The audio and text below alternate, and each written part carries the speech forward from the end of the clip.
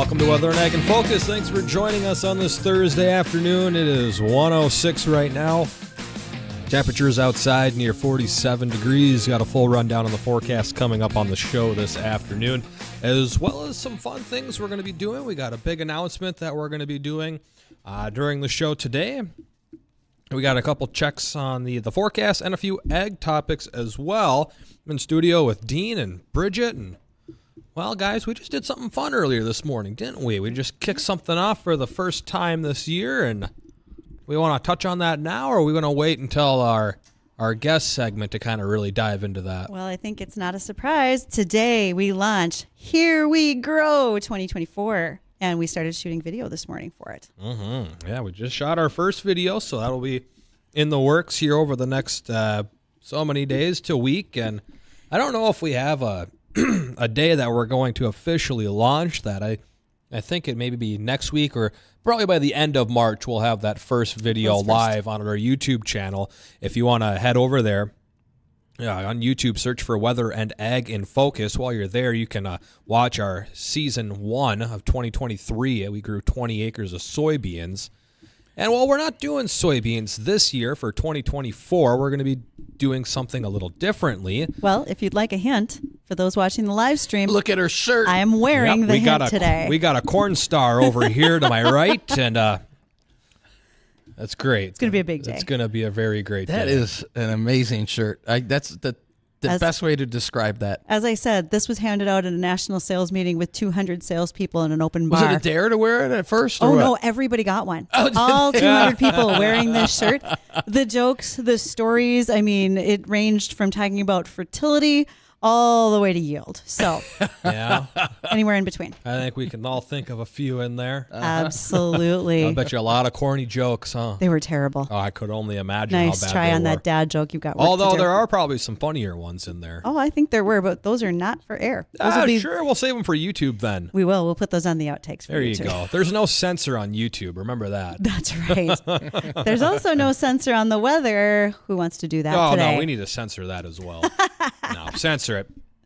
I thought it was pretty nice. Oh, man. We got a pretty decent day here in the Central and Southern Valley, but Northern Valley got some cloud cover, and that will be moving southward as those north winds still blowing at about 10 to 20. 47 degrees out at Hector. We're at 44 here at the studio. Why is it always warmer at Hector? What have we found out the problem with this yet? Aliens. All right.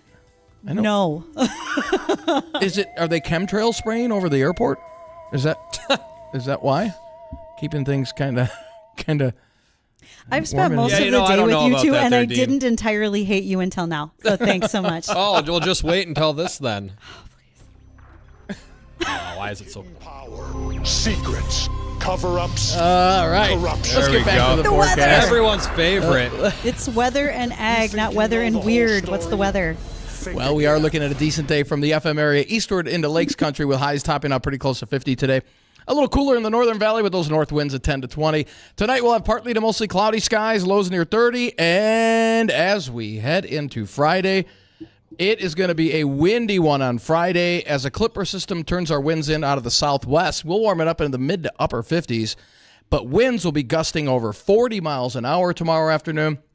And then behind that clipper system, we turn windy and much cooler for the weekend with highs dropping back into the 30s. And maybe a few snow showers, and it'll feel more like March. Now, next week, tale of two seasons. Next week. Beginning of next week, not too shabby. By the end of next week, looks like a pretty good shot at measurable snow. In fact, from Thursday onward, all the way through the end of the month, we're getting into that stormy part of the LRC cycle. And that could be some really, really good news for our ag community because we need the moisture. Cycle 1 was wet. Cycle 2 was dry. Cycle 3 was dry. And Cycle 4 that we're in right now started out dry, but I think it's going to end quite wet. So that's good news. That'll kind of balance things out a little bit. So we're hoping that frost is out of the ground and it's mostly rainfall. I think most of the frost is out of the ground. We had a bunch of pooling water up by Grand Forks, up in our backyard, a bunch of pooling water in our neighbor's place. And it was there for a few days, and then boom, overnight, gone. Frost pulled out, and it all just soaked right up. Conditions are improving. I mean, if you look at ENDON and what we're looking for soil temps. Right. We do need the moisture, though. And this is going to fall in the form of snow, partially. Now, by the end of the month, there could be a bigger storm coming our way. We might be on the warm side of that. But areas that are on the cold side of that favor to get quite a lot of snow. Let me just ask this question. When you say areas other than that are favored, where might those areas be, Dean? Wherever you're driving traveling is my guess. Are they south of us? No, they would be west of us. Okay. For now. You're safe now, West Oklahoma. for now. For now. Yeah, for now. See, the models haven't picked up on your travel yet. I will submit my calendar to Mother Nature. Once they do, they have to factor that into all the math and physics that get put into these so-called models. Uh-huh. And once we factor in Bridgette's travel, then that can skew the whole really thing up. good idea. Mother Nature's just going to be out here. Yeah, I'm afraid so. I am hoping for the best. I got to travel this weekend. You still got a snowmobile, right? No, I no longer own a snowmobile. Well, you should repurchase that because snow doesn't stop a snowmobile. That's right. I remember back in the day, yeah. Yeah, 'cause probably about you're 8 12. years ago or so, 10 years ago. I remember we got a bunch of snow and I had to get to work and none of the roads or highways had been plowed, so I took the snowmobile on a little 14-mile ride to work. And, Why not? Oh, that was a blast. I Lots would say that's of a good fun. idea. I haven't been able to ride it all this year, though. Speaking of good ideas, did you all know that you missed January the 9th, National Snuggle a Chicken Day?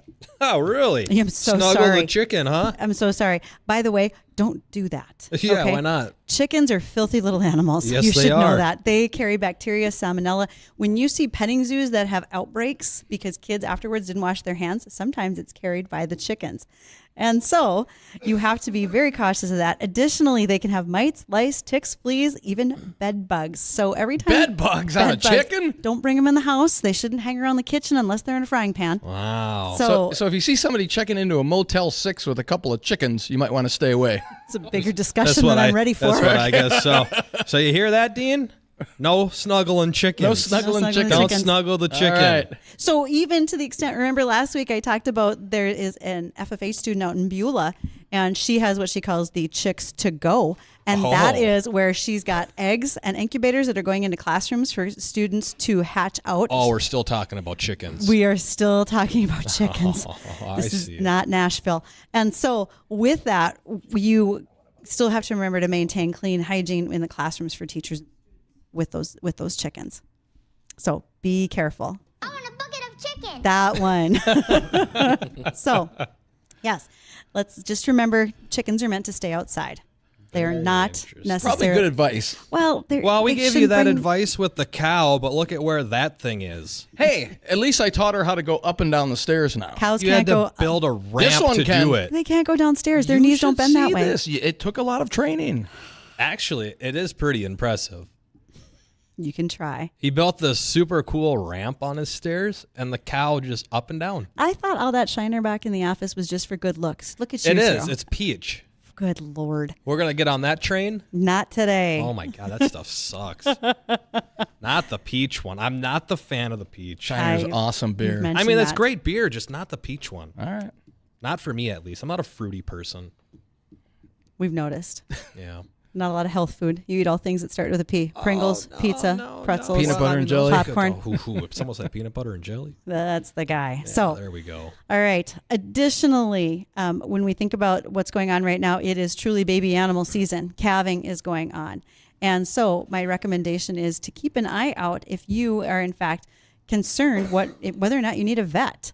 And vets all across the area are prepared for that. You know, our friend, Dr. Emily Fox, she is great at telling folks when she can be of help, her and her veterinarian staff, as well as others. If you have a cow who calves out, but if that placenta doesn't come out right away, it's okay. Wait a day or two, see if the cow's fine. That will eventually happen. The greater concern is a prolapse. And since I talked about this morning on Bonnie's show on WDAY, I've had several people mention that they've had cows that prolapsed. And that's literally when the calf comes out, but so does the uterus. And you can sew that back in. You've got to be careful, clean everything. But there are times where you have to call the vet. If the cow is mobile, you can load her in the trailer, take her to the vet. If that is not the case, vets will come to you in order to do that surgery and repair to make sure the cow can survive. And with calving season, Yes. still ongoing, and just kind of giving everybody a heads up. Things could get a little icy and dicey, as we said, just beyond mid-month. Sure. Throughout a lot of the state, especially favoring areas north and west. So yes, that could pose a real problem with calving. And we'll make sure that our farmers have bedding down, windbreaks to prevent, because one of the biggest problems is when they get cold, right? You have a new calf, you have that wind blowing. You want to make sure that they can stay warm and dry. Barns will open. I don't think this will be quite what we had in the spring of 22 when we had hellacious snowstorms right after calving. People were putting calves in garages, barns, anywhere they could. Shops were completely converted into calving areas in order to get them out of the snow. Well, it's we've been lucky so far. But again, the second half of the month, I don't think we're going to be so lucky. And in fact, don't forget, next Wednesday, March 20th, that's the day. We'll have our spring and summer outlook. We'll be using the LRC calendar and kind of extrapolate that out into the spring and summer months to let you know, like, hey, are we going to have drought conditions this summer? Is it going to be a warm is it going to be a hot summer? Is it going to be a dry summer? Is it going to be Goldilocks summer where it's just right? You've never given us a Goldilocks summer. Never. Not around here. Not around here, that's for sure. Nice try. Huh. Very interesting. Well, we've got a special guest. We've got a bunch of guests coming up. We got some fun stuff planned here, and we're going to be revealing what we're doing with Here We Grow for 2024. We found a new place to do a little bit of farming. So what exactly are we going to be farming? What are we going to do with that after we grow it? And, well, someone else will be helping us along the way because ever since Dean dented the header on the Hewland's Combine, he's kind of said, no, please don't come back. It was fun, but don't come back. So we found someone else with a Combine. I told Steve to get extra insurance. He didn't listen, so maybe he'll listen this year. And our guests are like, he dented what? Yeah, so we'll let you know what we got planned coming up here in just a moment, so stay tuned. We'll be right back. Cattle futures under pressure with hogs mixed as we near the close on Thursday. You're listening to the American Ag Network. I'm Jesse Allen with this market update. Well, we're seeing weaker tones across this cattle trade here on Thursday as the hog market's finding a little bit of mixed support here as we look to wrap up our session. Cash cattle market still hasn't seen any substantial trade develop, and it's looking like trade could be delayed until Friday at this point. Now, we see after pressuring resistance levels with Wednesday's close, the live cattle market is back to trading lower here today. The market just desperately needs a reason to trade higher. One could argue that higher box beef prices should be supportive, but with this morning's weak export sales report, a marketing year low, well, the market's needing more substantial positive news, it seems, to move things, and we're just not getting that right now. A few bids are being offered in Nebraska at $292. Asking prices in the north very firm at $300. In the south is asking $188. Box beef prices higher midday. Choice up $1.05, $310.87.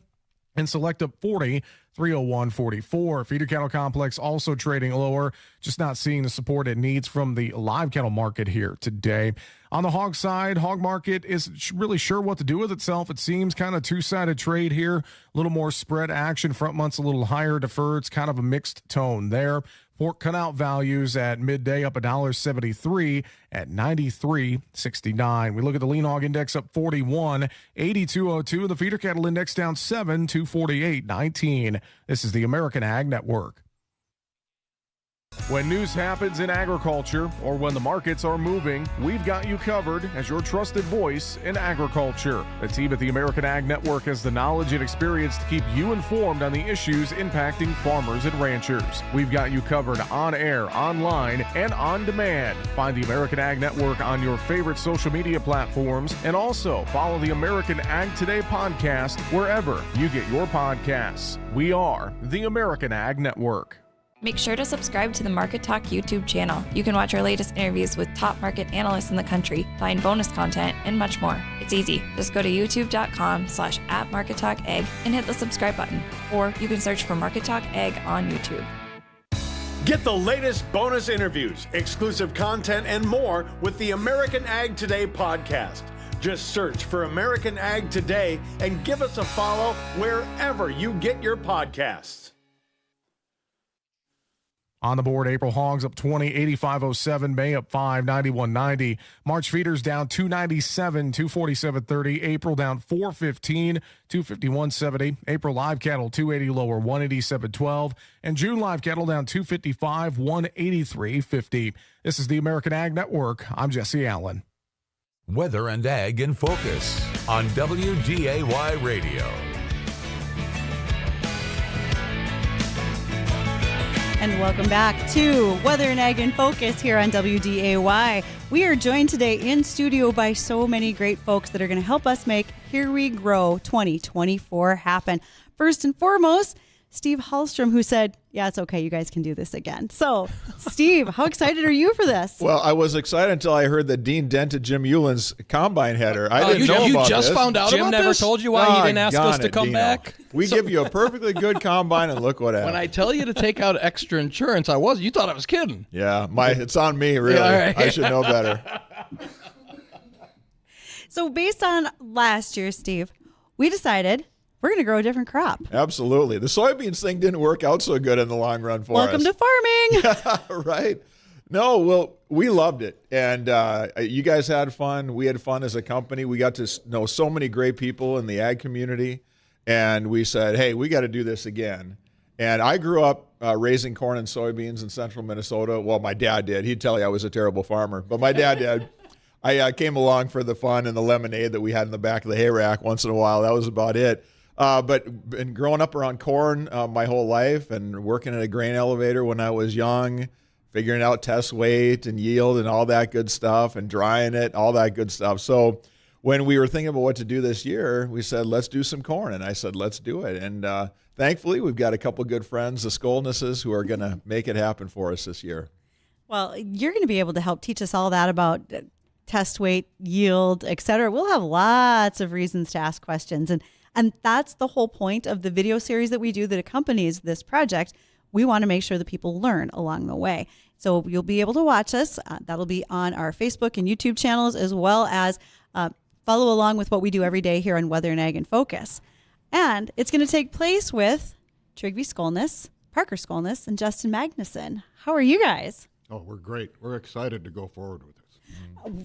Looking forward to having you here. So let's start. Trygve, I gave you the call and said, do you think you might be interested? Well, tell us about your farm, where you are, and why you think you're going to be a part of this project this year. Well, it's a fourth-generation farm. We're northeast of Moorhead, about 15 miles as the crow flies, straight north of Glendon if you need better directions than that. We've raised corn and soybeans for a long time. We raise sugar as well, but it's always fun to raise corn because there's so much of it. The yields are very good out there. We've got good products to plant, and I think you might actually make a nickel this year.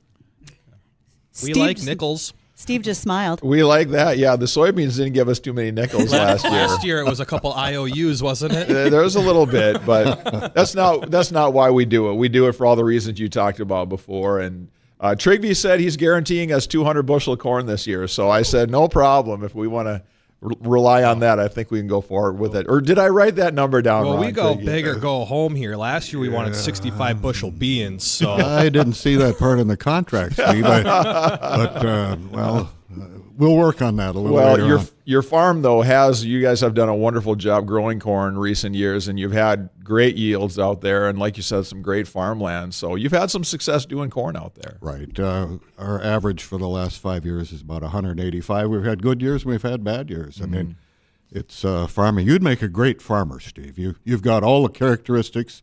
I mean, you worry about price, you worry about inputs, and when you lose money, you don't take it too hardly. That's an important part. He doesn't sleep well at night, apparently, like all farmers. See? So. Just like all farmers. Yep. So, Trygve, you brought someone with you today, and that would be Justin. So, Justin, how are you a part of this whole operation? Well, thanks for having me. It's been fun so far. We made it past your attack goose out front here this morning outside the front door. So we're off to a good start there. I've been farming professionally with Trygve for about 12 years now. We also have a seed company as well where we're selling seed and biologicals and some chemicals. So kind of learned fast. I've learned a lot in those 12 years. Still got a lot to learn. There's many aspects in farming. There's a lot more than just throwing a a seed into the ground, harvesting it in the fall, and taking the winter off for sure. So we're very happy and excited to be part of your program to show everybody really what it takes and how much there actually is involved. Right. Well, I know we're really excited just to see how much goes into corn. I mean, last year with soybeans was really eye-opening for all of us, but especially Dean and I, who we don't do any farming. We don't have any background or connection to agriculture at all. Yeah, we've noticed that. Yeah, when I'm denting headers, you know you're in trouble. So you've been doing this for the last 12 years. Yes, sir. Now, what is the biggest change you've seen since when you started 12 years ago? Oh, wow. There's been a lot of changes. Every year it seems like there's something different, something more. Seems like we have more pressure on weeds. We have more bugs. We have more disease pressure. Everything keeps coming from the south and moving in, so there's just more and more that we have to deal with every year. There's more traits that you have to look at when it comes to the seed. There's more chemicals you have to look at when we're trying to battle some of these bugs to keep our profits still there in the crop. Justin, tell us a little bit about some of the biologicals you're talking about. When I grew up, Dad was talking about fertilizing, maybe some herbicide, do a little cultivating here and there. Yep. But there's a whole science that has sprung up around additives and other things you can do in a field that can really help those yields. Tell us about that and how that whole science has emerged. Yep, you're exactly right. We have some very high pH soils here in the Red River Valley that tie up a lot of the nutrients, so you can spend lots of money on fertilizer and different nutrients, but if they're locked up in the soil, they're doing your crops no good. So what we've come across, and we've been trialing with a lot of different products to make sure that they're working here in the Red River Valley just as well as where they do elsewhere in the country, because soil types differ so much in this country. So you need to really look at it field by field. And a lot of the products that we've come across that we've been doing trials with have been helping with that. So it's, you can put as much fertilizer as you want in, but if it's tied up in that soil, you're still getting drained on your crop.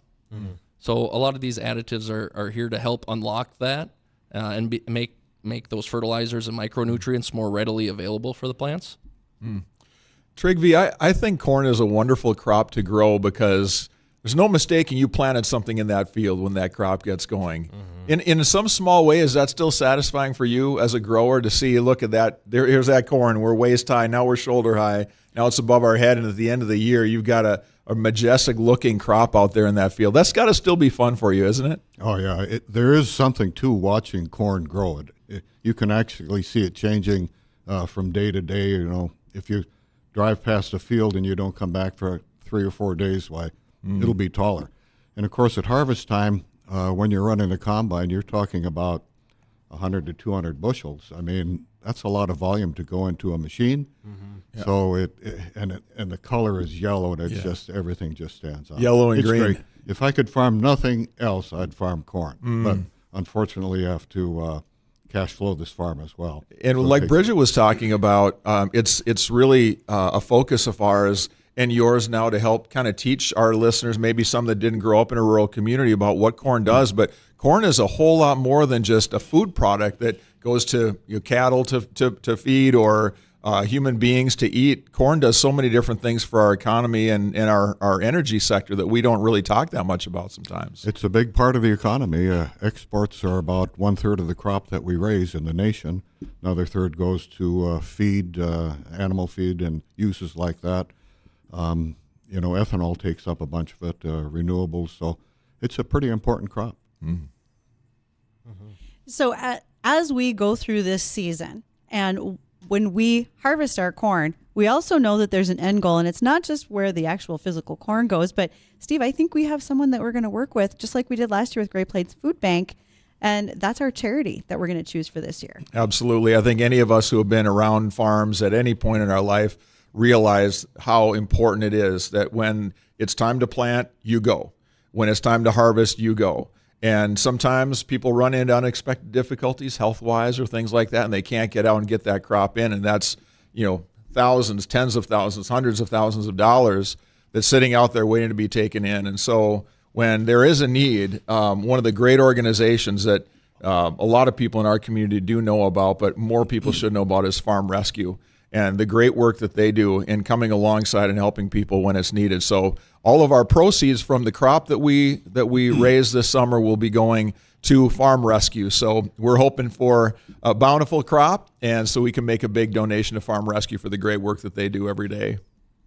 Yeah, it's going to be very exciting to see how this all unfolds and works and whatnot. But we're at bottom of the hour. We got to hit bottom of the hour news. When we come back, we still got to learn a little bit more about the corn and, well, what are we going to do with the corn once we grow it all? So we'll get all that answered when we come back.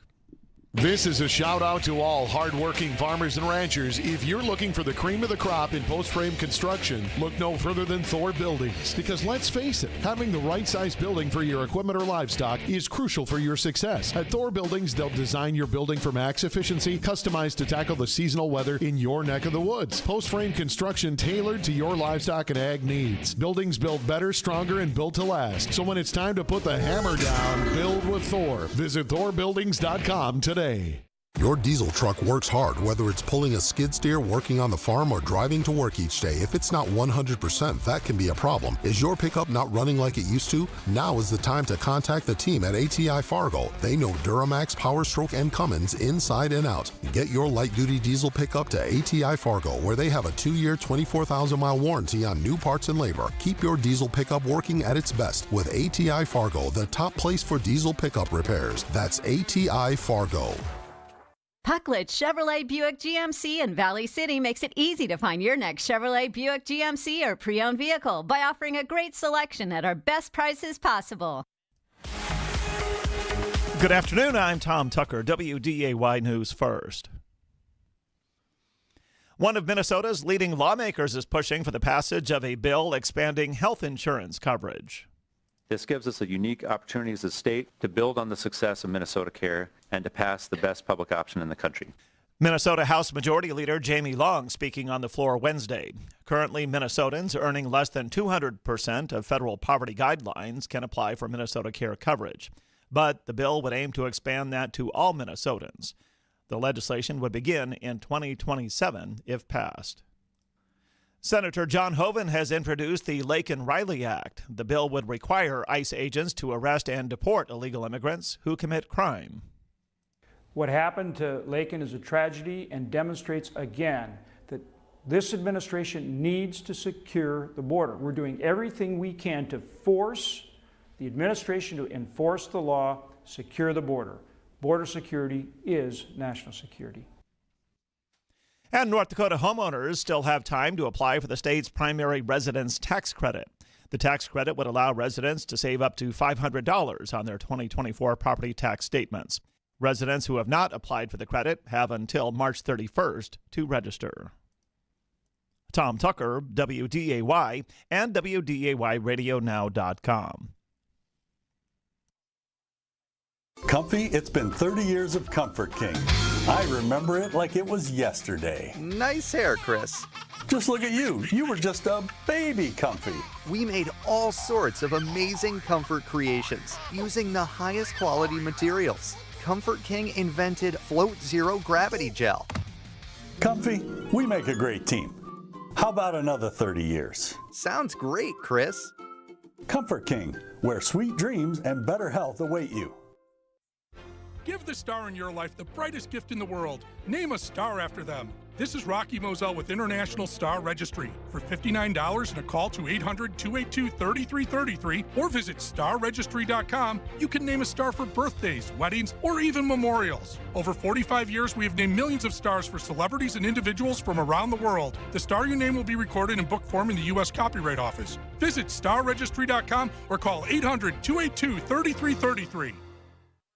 This is Weather and Ag in Focus with Bridgette Readel, Justin Storm, and Dean Wysocki. And welcome back to Weather and Ag in Focus, 1:34 in the afternoon on this Friday Eve. And temperatures in the 40s here in town. And we have some special guests here. And they're the farmers that are going to be allowing us to plant corn with Here We Grow. Allowing us for now.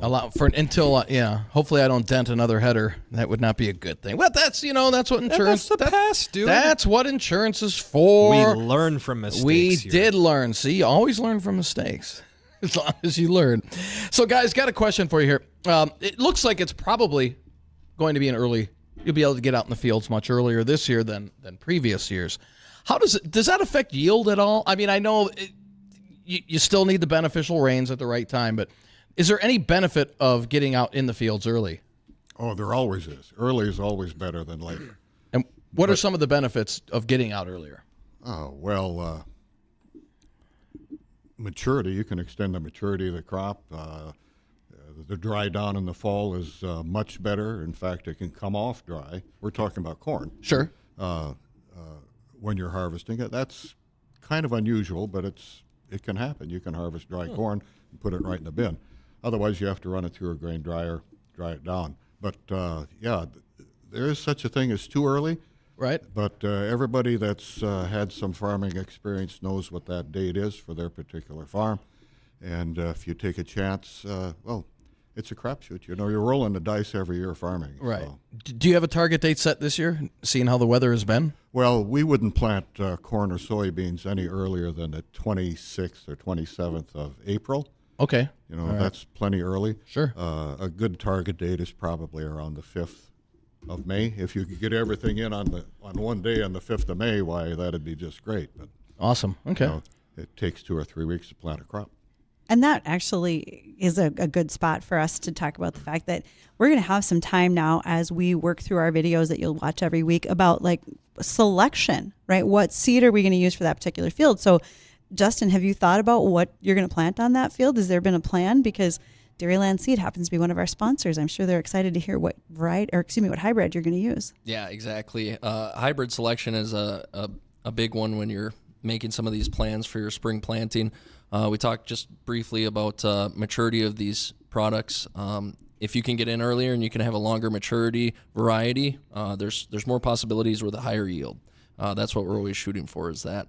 Otherwise, there's certain varieties too that are going to do better in dry conditions or wet conditions that have been bred for such. So we've been keeping an eye on your guys' weather program here to see what you're forecasting out with. We're a little anxious right now with how dry the soil is with moisture. Especially if it starts blowing, we could start getting some blowing dirt. It's never so our sweet spot is around 87, 88, 89 day maturity corns. It's little longer corns than we were planting even 15 years ago. Mm-hmm. But you know, you push the maturity to maximize the yield. And when it comes to the different maturities of these seed, I mean, we've talked about this before where I think you've mentioned anything from like 84-day corn to 110-day corn. Yeah, we can go down to 78 as we go north. How important is timing that maturity date, even if you're off by a few days? I mean, is there really that big of a difference between like a 86-day corn and a 90-day corn? What's the significance of that? Well, yield is probably the biggest significance. Longer the yield, the longer the maturity, the more yield you can expect from the corn. Mm-hmm. But in our part of the country, you should probably plant what you're going to plant until you're done planting. If you pick a maturity, if your sweet spot is 85-day corn, you should probably plant that 85-day corn until you know you can't plant corn anymore, because you don't know what the fall is going to bring. Mm-hmm. If Dean would tell us, the decision would be easy. Come on, Dean. Well, and we will let you know next Wednesday, March 20th, with our LRC Spring and Summer Outlook. Well, we'll be listening for sure. Where's my rain, Dean? Yeah. That's right. We don't want to hear that often this year. We don't want to hear that. Well, we'd prefer not to. And, you know, as you think that through, that we talked a little bit about seed selection, but, and so Justin is a guy who's been in farming now for 12 years. What about the equipment side of things? If you know, last year we had soybeans, and we had a planter, we sprayed it, we had a flex head on the combine. So what do we have to do different if we're going to corn this year?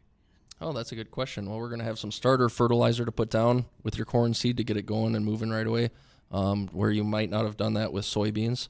Other things that we're going to be doing is, as far as planters are concerned, we're planting these obviously in rows. We're going to have different plates for the planter that take different seed types. So it'll be different planter seeds versus soybeans that you did last year.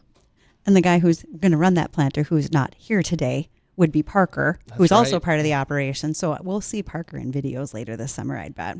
I think you should make sure of that.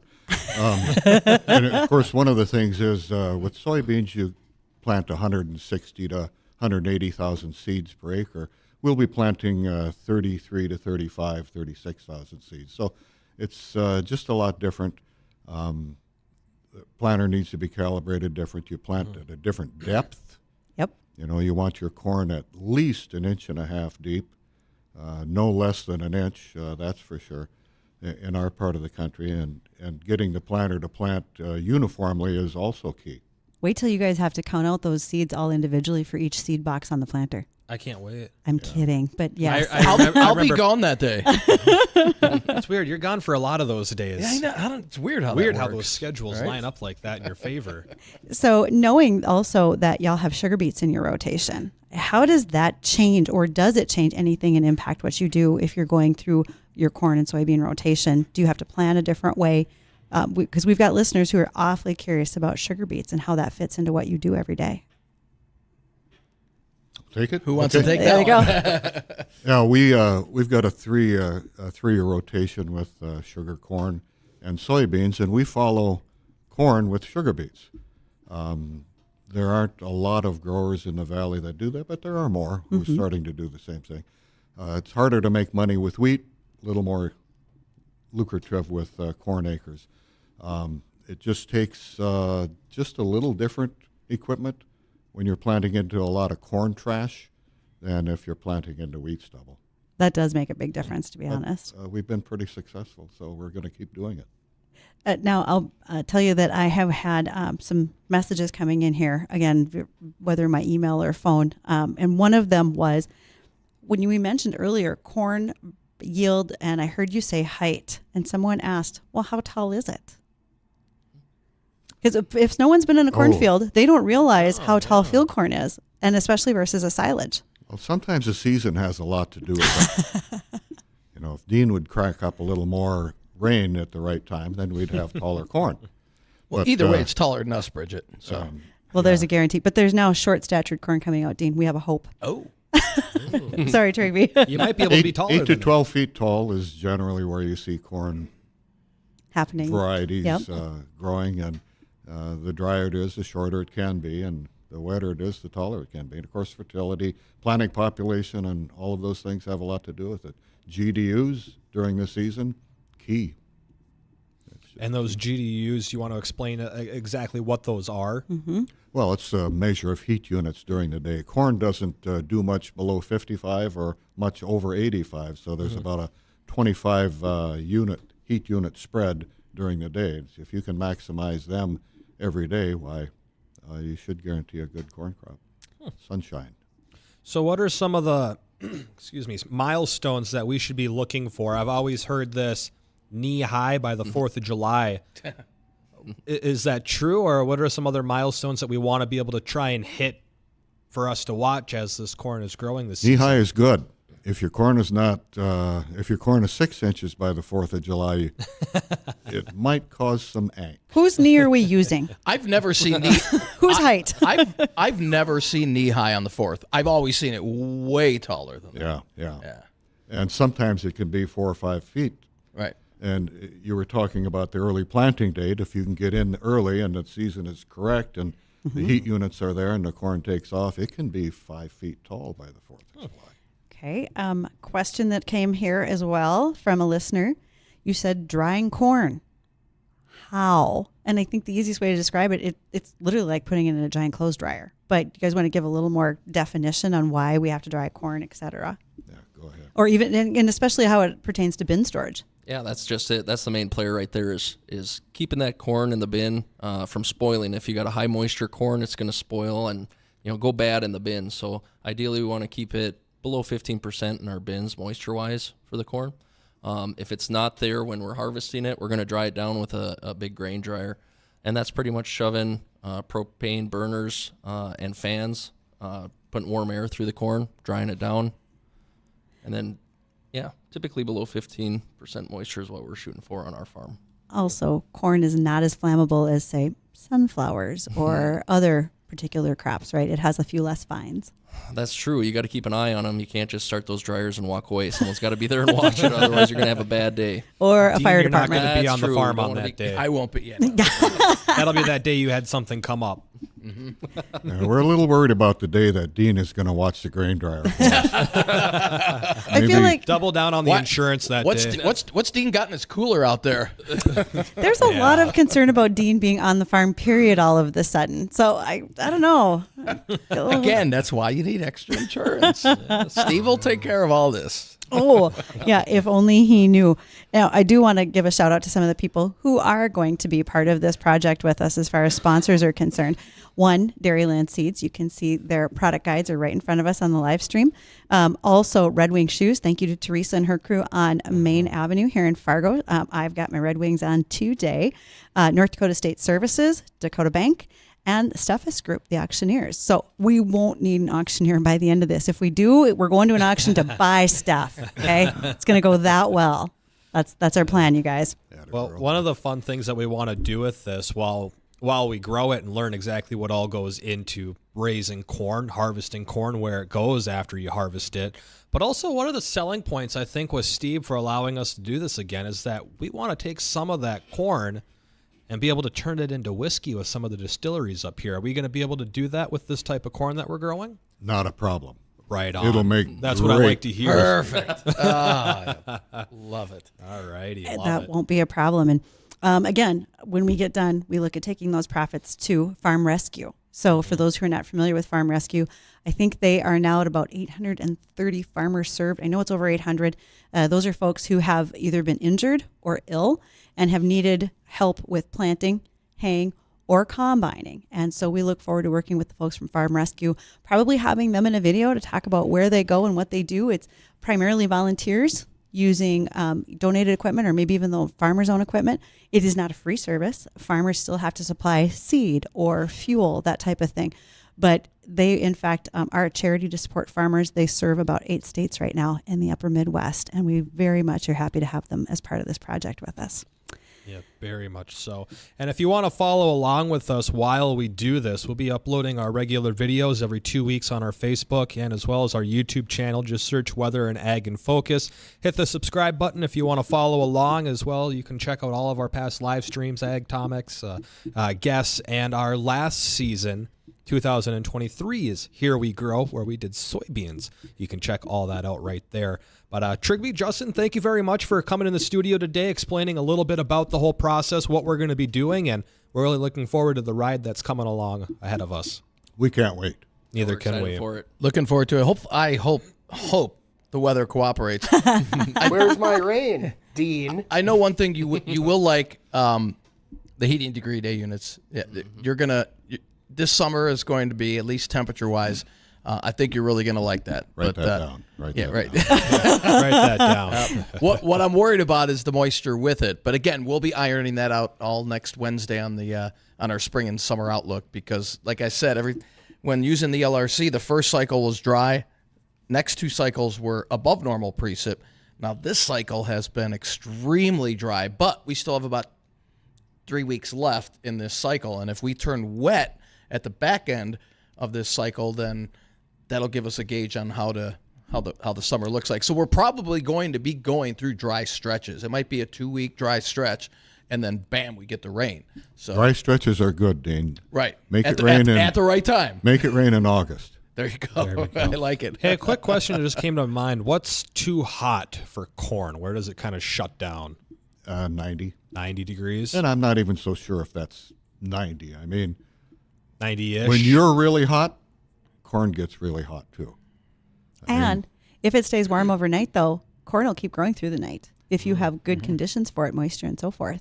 So it doesn't slow down. All right. Well, we still got another check on the forecast. We got a couple more ag topics, and if you want to join in on the conversation, ask some questions, feel free to do so. Give us a call on the Red Wing Shoes shoe line, 701-293-9000, or emails weather or ag at flagfamily.com, as well as the comment boxes there available on Facebook and YouTube Live. Stay tuned. We'll be right back. Are your trees in need of some TLC? Look no further than Tyler's Tree Service. Whether you're planning for next year or need help now, visit tylerscut.com to request a quote. They'll swing by, assess the job, and send you a competitive bid. That's tylerscut.com.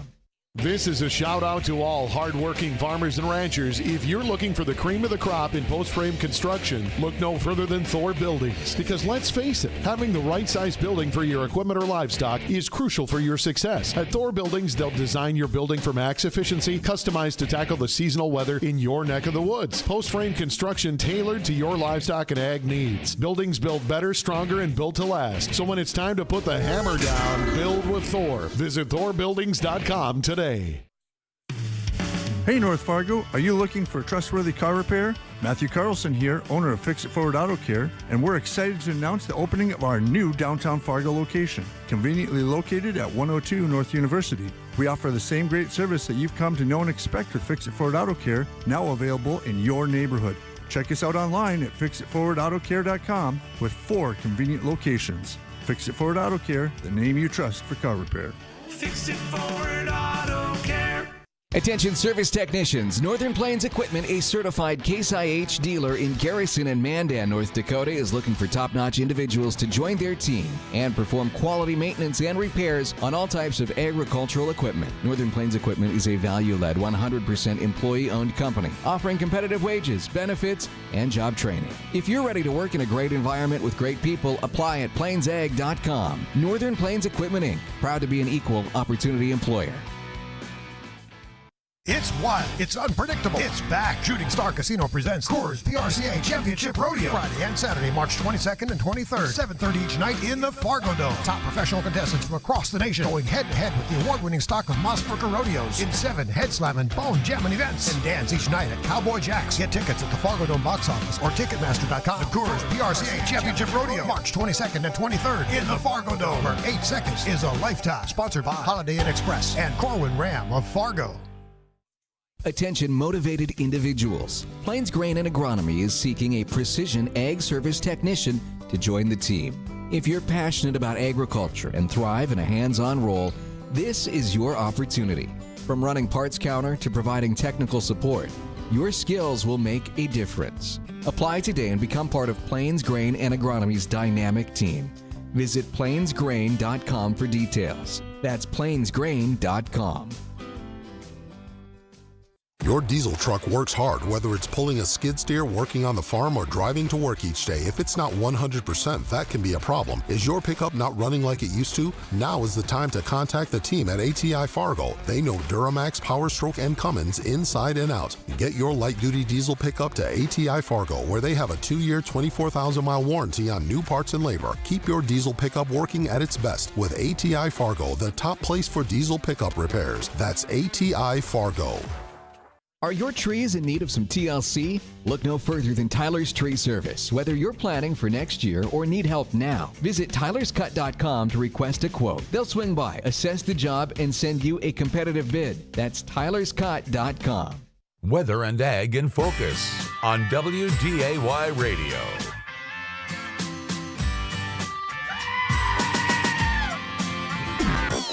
And welcome back to Weather and Ag in Focus.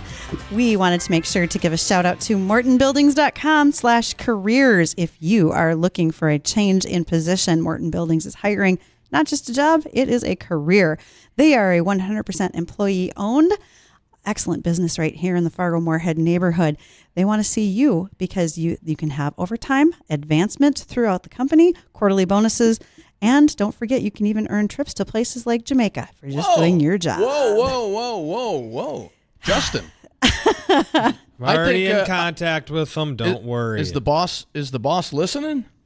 Quarterly trips to Jamaica? Not quarterly trips, but you can earn a quarterly bonus and a potential trip. Quarterly bonus and a trip? I think Steve's got to get on the ball here and up the game. Well, I can only imagine how this would help supplement your Speedo budget for every time you have to go to Jamaica. No Dean. doubt so about best it. of luck. Yeah, I know. can earn all that money and then take vacations. There you go. Sounds like a great idea. Oh, goodness. All right. Are we doing a check of the weather, boys? Yeah, real quick check of the weather. 50 degrees out at Hector, yet we're 47 here at the studio. That's weird how that happens. Regardless, it's a little breezy out there with those north winds gusting close to 30 miles an hour. At least it's mild out, but we're going to see sunshine being replaced by clouds coming in from the north and west here. So enjoy the next few hours before the clouds start to roll back in. Well, we should poke up to about 50 to 52 here in the FM area. A little cooler off to the north and west where their cloud cover has been a little bit thicker. Then tonight, partly to mostly cloudy, lows near 30, and a windy day for tomorrow. We're going to see a clipper bringing our winds in out of the west-southwest and gusting over 40 miles an hour at times. There's some indications we could have gusts close to 50. But it's going to be mild. Highs in the mid to some spots upper 50s tomorrow. And then Saturday and Sunday, behind that clipper, we turn sharply colder with the highs only in the 30s, a few snow showers around.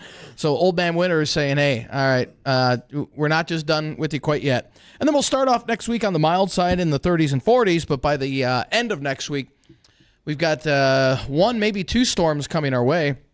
From Thursday through the end of the month, not only is our LRC model, but most of our mid-range and long-range models are printing out quite a bit of precip for us, which is great news because we need to play catch-up from the last 3.5 weeks or so where it's been extremely dry. So it looks like we're going to kind of balance this out as we head towards the end of the month. So I'm going to pose that question to our farmers in studio today, and so did Justin and Trygve. Do you think it's dry where you are and where our field is? Oh, relatively? I think it's pretty dry. The subsoil is dry. Yes. Okay. The upper foot is probably adequate. It'll start a great crop. Right. And then it's up to Dean after that. Now would it no pressure. Would it matter if this precip from late next week all the way through the end of the month? Does it make any difference if it's in this form of snow or rain? This month? Yes. Not much difference. Okay. Because the ground's not totally frozen, so it's going to eventually melt in. There's not a ton of water to run off now anyway, so anything that comes down will probably get tied up in the soils. Good. Right away. Good. All right, let's bring it to snow. We haven't had much snow. Here's a question for you. When starting off planting, obviously a little bit of moisture is great to get germination in the seeds, to get them going, established. But when it comes to that young crop starting to grow and mature, is it better to have a drier soil so that way the root tries to get deeper quicker to withstand itself for, say, maybe some hotter periods throughout the year to come? Yeah, that's really a good point. If you want the greatest crop you can get, you need a good root system. And sometimes it takes dry, hot weather to drive the roots down, searching for moisture. Yeah. Right. Instead of just going out, say, more wide because there's amplitude of moisture available for them, they don't see a reason to go quite as deep as maybe they should or normally would. Right. Shallow root system puts you at risk later in the season if it does dry out. Well, especially I would imagine if you start getting some strong winds with the storms we occasionally see up here. And I think that raises a whole other question. I mean, we learned a lot about how fragile the soybeans are, but at the same time that the stress can actually cause them to branch out more and do better yield if they get an early stress on the plant from either, say, a hail damage or rolling over them or dry heat.